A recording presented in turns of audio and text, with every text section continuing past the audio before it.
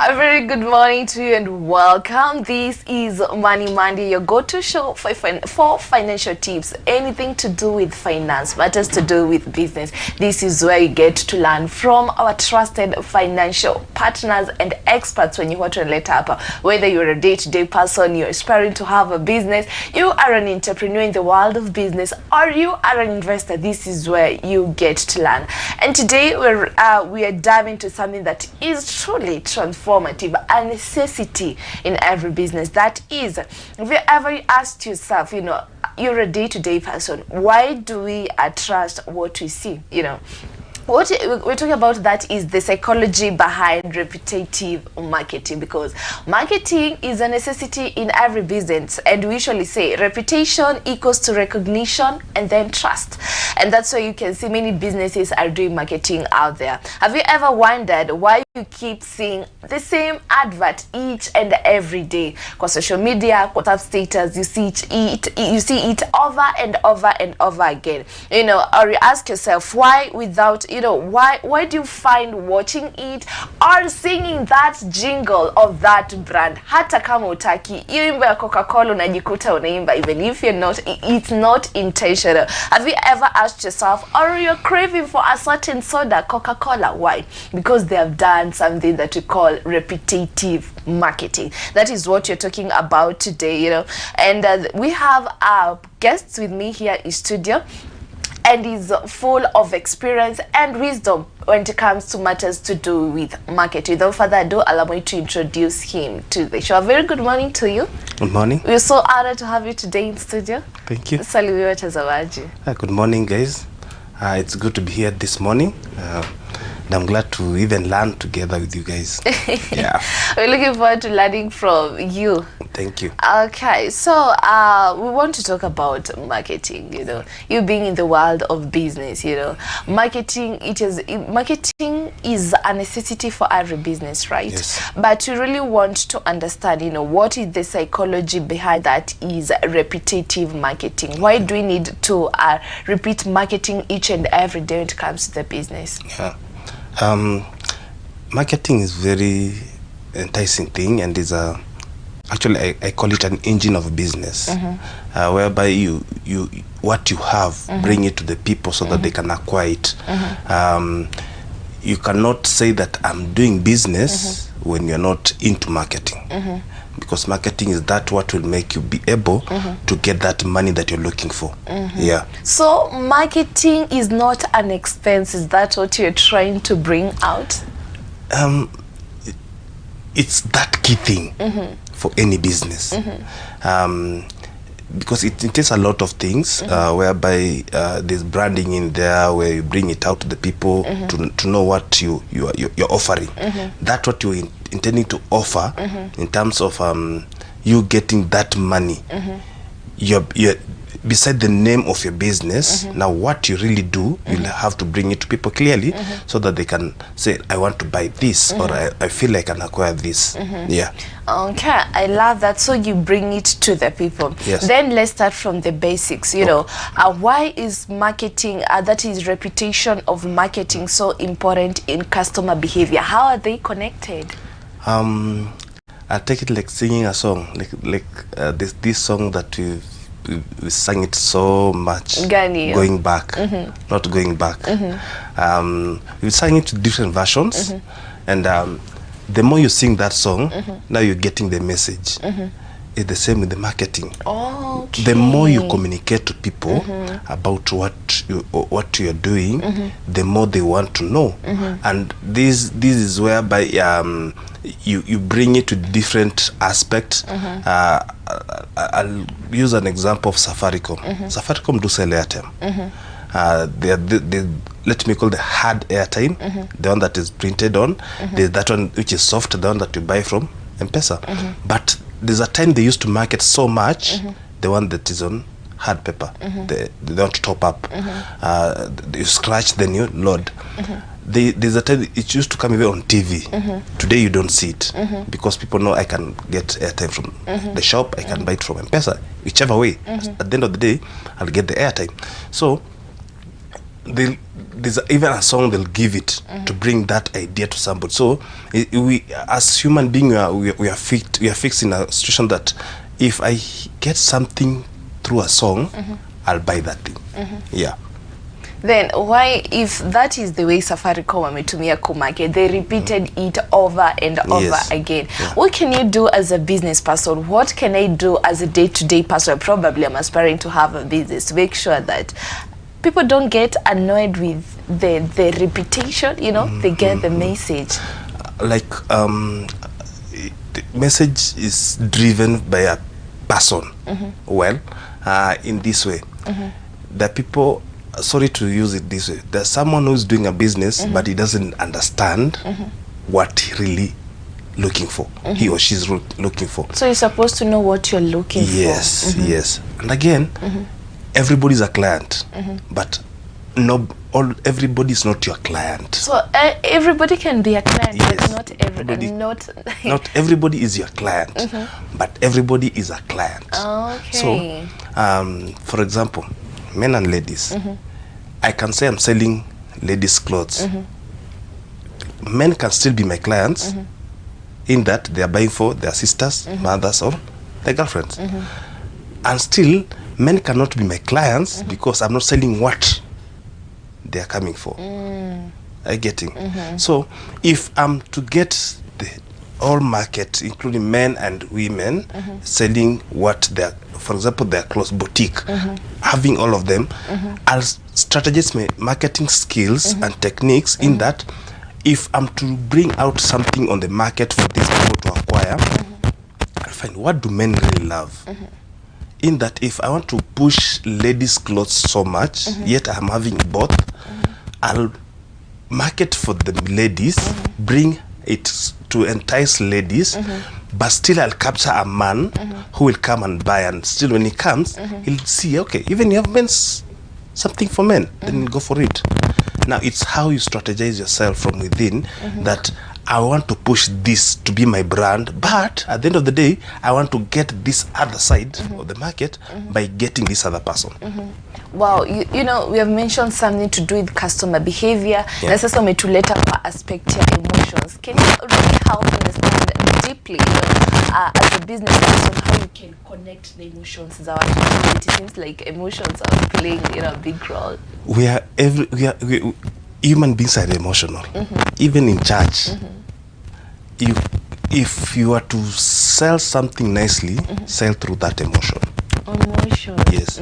When you get someone's emotion, you get the right market. Even a property. Like currently government is selling houses. Government has seen the need of the houses. There's that feel that I can't live in this particular estate because of how the class is.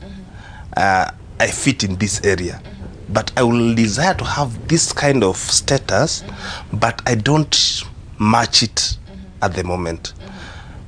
Get to that level, understand this client well, get the emotion in where they are, how do they feel in a particular state, then come in with your product. Wow. Calv, let's give an example. Mtu mwenye anauza mango, how can you play with people's emotions? Wow. Playing with people's emotions when you're selling clothes, it's easy and not easy at the same time. There's sense of touch, whereby what is trending, especially among ladies, what is trending, because ladies will see a cloth on maybe online, somebody dressing it, maybe their best celeb or best music person, singer, and he or she will want that cloth. When she pursues to get that cloth, akuje atafute where you are, and you are not able to give that. Especially these people make clothes, the tailors, and you say, I can't make it the way you want, but play around how to come out something closer to that, but more better. Now that brings in the key idea of how you can make this person trust you more. Now, that's where you come in with the trust. If you cannot give what I want, how can you convince me to be your client all the time? Like, for me, I have one person who makes for me suits. This guy, atanikosea mara mingi, lakini at the end of the day, nitarudi tu hapo. There's that thing that he does. He's keen into details. Exactly what I want. But tunakosana kwa mambo ya delays, time delivery. But now when it comes to, which is an issue also in business, if you fail to deliver on time, it's an issue. But those clients wanasema anakuanga tu hivyo, let me just work with him, because at the end of the day he'll give me what I want. So the experience matters. Yes. So if you have good experience, key experience in particular item, work with that. Let that be your driving point, whereby I know I can do this to my clients, I can offer this. Push that. Leo usiuze mkate, kesho sema mkate yendi sana, let me start selling cereals. You are driving away from that. Ati umesikia watu wanakula nduma sana, mkate yendi. Yes. Push this bread in a way that people can still say, I'll go for bread from Kabi. Because that's, the bread is, every time I'm getting something that I really want from bread. Yeah. So you create an identity, something that people can identify you with. Come Safaricom to have you ever realized that? I don't know what happens, you trust what you see sana, even when you don't know the quality of that brand, whether it's good or bad. Why? Yeah. One, especially for men, men are sight oriented. Akiona kitu, ata take time to see it again. Once you've seen it again and again, he'll want to see, okay, I've seen this thing, let me now come and want to understand it more. That's why, if, like in real estate, we always say, do a site visit. Go to that site. See around where things are. Get to understand a particular product. Why are they selling this land in this area at this price? So that I can understand it well, and I can understand the area well, so that when I go sit down, and okay, as a man, I sit down and say, okay, I've seen this land, and I've gone to the site. What is pushing me? Now, inner conviction that will make me come and say, let me acquire this land. Yes. So before, as a business person, you can also have this mentality. Before someone buys something, before you get to that buying decision, there are things that you're supposed to do. Yeah. Once you set that, indeed, my dream is to buy a land. Get who is selling this land. Understand that company, understand that person, understand where the business idea behind the business they're doing. In that, at the end of the day, when you're coming to acquire the land, you'll be able even to bring on board your friends. Now, you're helping this person to do the particular marketing in a way that you feel. Now you see, you're bringing now the feelings. You feel, I got this particular item, and this item, it's nice with me, and I think I can be here with my friends. Yeah. Well, it means that, if you really do your marketing and you notice that even your clients innocently, they're doing the marketing for you. Yes. Oh, that's nice. Yeah. And still on that thing to do with the reputation, and you're saying reputation build trust, kuna mtu alianza biashara, alianza na the momentum, alikuwa na that person was doing marketing, then ikafika a point that person akatoka kwa that business, Could it have an effect when a brand disappears from the light na watu walikuwa wamezoea for too long? Why should a brand disappear? Probably finance. Okay, there's something called SWOT analysis. Understand your strength in that business that you want to get in. Understand your weakness. Organize yourself. And then put in those techniques that you want to have all these things to work in place, because you could be having a particular strength, yet you don't know it's your weakness. Your strength can also be a weakness. Yes. In that, let me use an example of I have money. I know I can do business, but how am I using this money to see my business moving in place? I'll say, let me go and do an advert. I'll go on TikTok, where many of us are, and then on TikTok I go and post something, chip in a lot of money, boosting that item, but it's not going. I'm not pushing it to the right clientele. Then how do you know the right clientele? Because I don't think everyone in TikTok is your client. Yes. Now, who are my followers? What do they want? You understand what they want, because I cannot come and bring you clothes, yet for you, you're looking for car. I get it. Or you're looking for the house utensils. If that's the field you're looking in, beside you now being this person that now what you're looking for is different from what I'm offering.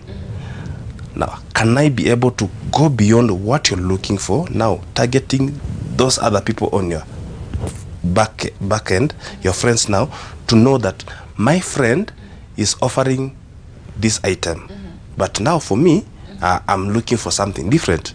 This will be now your person who can say, I know someone. Have you heard that term? I know someone who knows someone. Yes.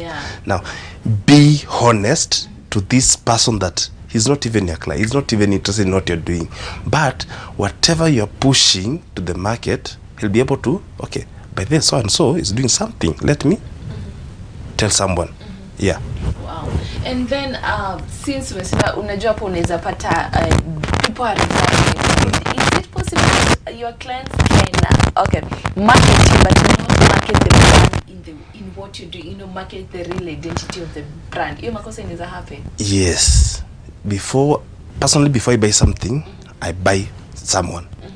How do I sell myself out so that whatever I'm doing can be bought? Even a pastor. Before you get to know this pastor is preaching a particular thing, particular topic, how do I present myself to the congregation? Yes. Now, the brand itself, I'm bringing myself as a brand. So that comes kwa business tunaita branding sasa. Yes. Uko hapo kwa shop, you're selling, uko na shop yako, you're running ka shop hapo kuna particular things. But the way you put yourself, tunasema you hata akaikuwa na change. You see, those things, yes. Those things that they depict you before coming to know what even you're selling. So how you present yourself as a person matters a lot to your brand, to your business, and to what you want to achieve. That's why business will get to a point, mtu amestruggle, anasema hata biashara kuna venye IGP. Let me just close, do something else. If I began with selling phones, how comes I ended up selling clothes? I never found my brand, and I never identified myself from the word go, what I really want as a person from this business that I want to start. In that, by the time I'm saying, I think I can change to this other business.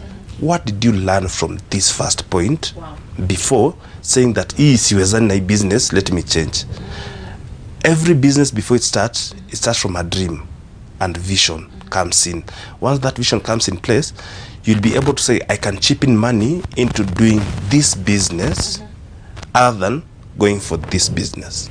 Wow, I love that. Let's hold on up the logo, a short break, then we come back. We'll take brands, a few of the brands that they did marketing, they marketed themselves, but still the business failed. You understand? What could be the problem? And a business person, probably you're a day-to-day person, you're aspiring to have a business. Biashara ukachoka, please, it's time to go back to that business. Or if you have any question that is for our guest, Ambassador Calvin, please feel free to talk and engage with us on 0799 200 100. We are here to help you understand, what is the psychology behind repetitive marketing, and how can it help you as a business person grow or even diversify that business that you're doing. Going for a short break, but stay tuned. We'll be right back in a few.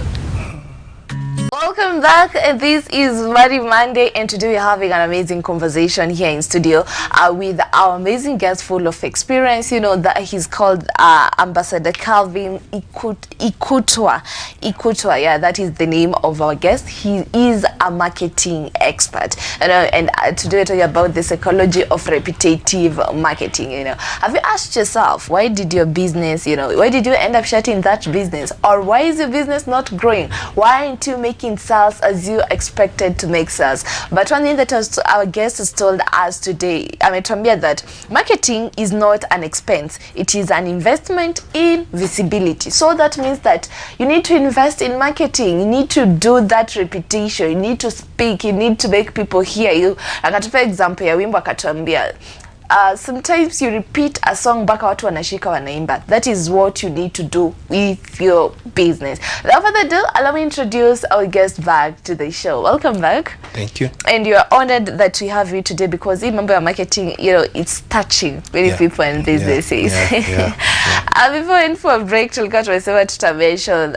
some of the businesses that they failed despite doing marketing, despite doing adverts on TV. Brands like Tuskies, what could be the problem? So does it mean that I can invest in marketing and still my business fail? Yes, you can still invest in marketing and still fail. That is when you invest it wrongly. People invest in marketing to get clients, and getting clients, that's say you're looking for money. In that return on investment, you can invest in a particular product today, and how you're hurting your incomes in a way that you're putting in a lot and failing to give now. For example, you have the suppliers who bring it to you, what you need to sell. You cannot be marketing what you have in your shelves and failing to sort the suppliers. These are the people that will kill you. So the supply chain. Yes. You cannot pour water in a jug and the tin you're pouring in imetoboka. You're not sorting it like a cup. Pour maji ukombe, that cup should be complete, in good state, in that now you'll have what you want to get in that glass. So if you cut the supplier by failing to give him what he deserves, paying him, yes, supply due, unamwambia ngoja kidogo, kuna kapesa tunangoja kaingie. That time watu wengi, many business do that. Or they can give you a check, or kwambia check bank on 15th or 20th. Yet between first and that time that you're supposed to do the payment, unakimzana na some adverts hapa, promoting your business. Then ikifika usiku huna pesa ya kusort to you, then unaanza kuwa na issue na the supplier. Akikuja anataka kuona, unaanza kumdodge. That one you're killing a business. You're not living that business long. So people need to strike a balance between marketing and sustaining the business. Yes. Okay. Which is very key. Sustaining business is key. Because this is what you want to feed you. What you want to make you as a business person. The moment you kill where you're getting your products, you'll have nothing to have on shelf. That's where now you get to sasa kusema, let me switch to another different thing. That's the point of now you've honesty may break this other side. Now you want to go and do other thing that you get different people who will supply to you. Yeah. And talking of honesty, those brands zenye zilifungwa despite people knowing them, and I know with time watu walienda wakisahau hizo brands, if they could come back today, is it possible to earn people's trust again? Yes and no at the same time. I can say that. Like Nakumat, if Nakumat comes back today in the market, there are people who will go to Nakumat and still continue buying from them. And why I said no at the same time, the point will be in what level or what way are they coming back to the market? What is the end goal? Will they be coming to the market, then give the clients what they want? Because these brands, they had a very strong brand in the market, whereby if you wanted to buy something like majorly electronics, good electronics, let's go to Nakumat. We'll get something nice. We'll get what you want. If you spoke of house utensils, you'll talk of Taskis. If they come back to the market today, they'll still have their niche, but because they have those that they trusted in them, and ungeambia mtu Nakumat iko na bei ya juu, aski hiyo bei ya juu, anajua get the quality I want. So it means that they were able to earn people's trust. Yes. And they walikuwa na identity. If you want something, this is where you can go. And again, I always tell many people, especially the serious people, never compromise on quality and quantity. You can temper with any other thing, but the quality of what you're giving, if unauzia tu mchele ya mwea, stick to that. Usilete plastic rice kwa sababu ya mwea ikufika. Unajua kuna clients wengi. In that asiyotanua tu ananga, don't temper with that. Keep that. Kama niyo, you rather tell them leo haijafika than say wacha niuzie for the sake of getting Okay, then still you know, there are people out there, the business people, entrepreneurs, they have done marketing, they have repeated that one business. You know, can that repetition deceive you to doing diversification and think it's the right time to diversify your business? But I always say this: keep the field that you are in. Be your brand, your key brand. For example, kama ni shamba, work with that. Just say, my business is selling land. Despite being in real estate, sitasema ti awache nene ni manage nyumba kadhaa for the sake of that money. You lose track, because when like in real estate, it's wide, it's very a wide area, it's a very wide field, in that kuna wale wa rentals, they're still in real estate. There are those who sell land, they're still in real estate. There are those who are selling houses, they're still in real estate. Now, if your focus is to sell land, let that be your focus. If your focus is houses, which comes with a very different challenges, with different techniques of marketing, because selling house is different from selling land, totally different. If you focus on selling land, push that, let people know nikienda kwa nyumbani MTS, I'll get land. If I go to this other brand, I'll get houses. And you rather have two companies, with a company within a company, in that this company be with under nyumbani, focus yake ni manyumba, than have many things in one brand. Then ikikuja sasa ni ku market, unaanza ku struggle. Let me use an example of Safaricom. When you talk of Safaricom, tunanga MPESA sana. Atunangi hata kupiga simu. You always see MPESA. Yeah, it's true. But Safaricom wako na nyumba. Safaricom wako na sako. Safaricom wako na internet. And it's still working out for them, is zote? Yes. In that, unajua internet tutawapatia this. Like if you call 400 on phone, you may call to internet side. If you call 100 or 200, you're calling the now calling side na hizo mambo za MPESA. 234 ni MPESA. If you go that way, they have this, say eat a deal na this particular item. Tukitaka ku inquire something on Safaricom, if you call the 400, you'll get to Safaricom, yes, for assistance, the customer care. You'll get to them, but at the end of the day, utakwambia no, for us we are dealing with internet. For the sake of issue MPESA ama you want to talk to customer care for your line has an issue, call 100. So can we say that they marketed themselves, but everything, they market everything that they're doing, you know, the data, the MPESA and everything, but they maintain their identity. Yes. What they bring to you is their brand, the green color. Do you know they have red? Do you know they have white? Wait, Safaricom wakonda red. Yes. They'll bring that green color. So, in Safaricom. To the point mpaka tunaanza ukienda kwa duka unasema nataka green ya Safaricom. You already identified the green, that green in Safaricom. In that, if I see green kwa advert, wanna cover the whole screen with their brand green. Then at the end of the day, they'll be talking of MPESA. Okay, and now this brings to that aspect here. What is the connection between visibility and memory? Kwa sababu umeleta color, you know, does it, what can you do to make sure that, I think that is what Safaricom wamekonka, making sure that mtu aliniona mahali and it is sticked to their memory. How does color play a role in that? Colors, they are key in any business. They bring out your brand. In that, if because like for us human, we are very keen on colors. There's that color that you love.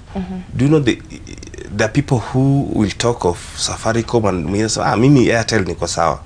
Airtel is red, that very light red. Safaricom is that light green.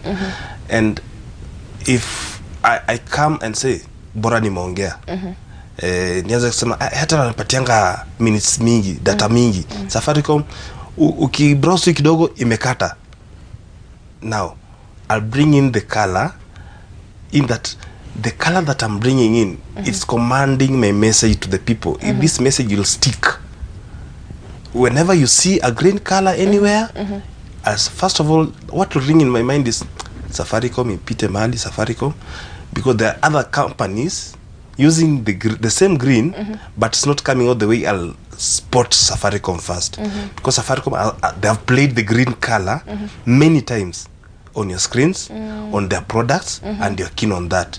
Like if I come and talk of the agriculture, definitely need to see green. But now when I come into agriculture, kuna to brown tunaingilia mali, so it's mixing a lot of colors, and they identify themselves with those variety of colors. So wakikuja wakiongelea kitu yenye ni hazardous in farm, they'll bring in some yellowish, some reddish, to tell you this thing is dangerous. If they talk of animals, you'll see a lot of yellow.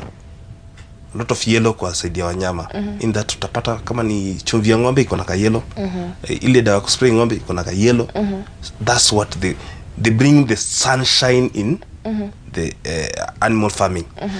But now for Safaricom, they want to, that youngness, that eager to grow in communication, in conversation, they bring that green. Now if you're saying my business color will be blue, why are you going for that blue? Like for us nyumbani MTS, we've gone for blue, that light blue. We are bringing you the warmth at home. You feel okay. If I hear of nyumbani, there are many nyumbani. Yata kuna nyumbani yetu tuliona ni ya toilets. Along the way kuja unaona yoko pale karibu Upper Hill. They do toilets, but them it's orange. For us, when you're pushing the blue color as a company, we are telling you, if you get home, you feel calm at home. You get to a place where you relax. The skies are always blue. And we always say the sky is not the limit. I have to go beyond that point. And now let me ask, what about the brands? Kuna watu walianza biashara, kala yao ilikuwa blue, let me just use blue. Then they changed. Could that make them lose some clients? One, there's a thing that if somebody will feel nikichange mpaka na colors, I'll acquire new clients. Another way is you did something wrong in the previous colors brand that you had. Now you want to change and hide in this one. Especially if you are cunning in your business, ata change colors. If people knew you, they still not work with you. So if you're honest with yourself, actually even picking the colors for business, it starts from what color do you love? You as a person? Yes. That's what will push the brand. So it's not about the people? No. It's the color that you love as a person. But it feels like ukiangalia kama diapers, you know, Pampers wako na ka pink, you know. Yes. I thought it's about the mothers. No. If you go deeper into Pampers, you'll get there's somebody who really loved pink and he pushed to communicate why pink and not brown. Okay. Yeah. And I believe our viewers umelewa, when it comes to mambo ya colors, you know, it creates a memory, you know, visibility, you know. So what's your color? Do you know your color? Ama wewe leo uko pink, kesho uko orange, kesho uko yellow. Please stick to your one. And you know, let's talk about something, you know, still on that is the psychology of reputation, you know, when it comes to a business. You know, I know there are dangers of empty reputation, especially without, you know, a strategy. Probably you can give us a few points on the dangers of empty reputation in a business. Reputation got its dangers, but I will say you strategize yourself. If you want to repeat a particular product to the market, be strategic. I'll go back to Safaricom. Safaricom have been communicating to us about MPESA many times, but with different version. But at the end of the day, they're talking of MPESA, in that if you want to communicate a particular product that you're selling, let's say, for example, your location, where your business is, you want to communicate to people, repeating every other time, you'll come and say, let me push it this way that people have never heard me talking about it in this dimension. I'll talk of how children come from school and coming to getting to a particular point, they'll see me. Next time when I'm coming to talk about the same location, I'll come in a way that, have you ever driven up on a particular road?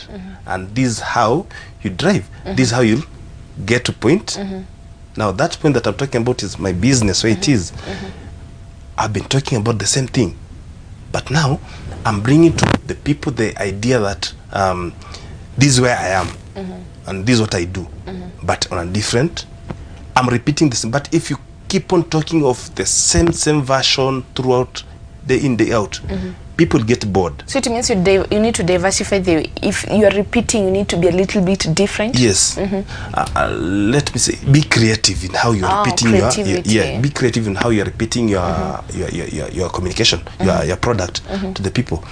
If you brought it and also play around with people's emotion, in a way that how they can acquire a particular thing. Do you know you can market something? Let's say you can market roses on Valentine's Day and still on a funeral's day. You can still market roses, but how do you market the roses? How you bring it to this person during Valentine's love moment, and when you bring them during the wedding moment, and the way you bring it to the during the down moment when they're during burials, how you bring it to the people, the how is very key. Okay, and now that's why I'm asking, you know, I'm sure umepatana na ads za marketing pale kwa social media, but they feel like empty noise. What could be the problem? There's that most miss the key target, the key point.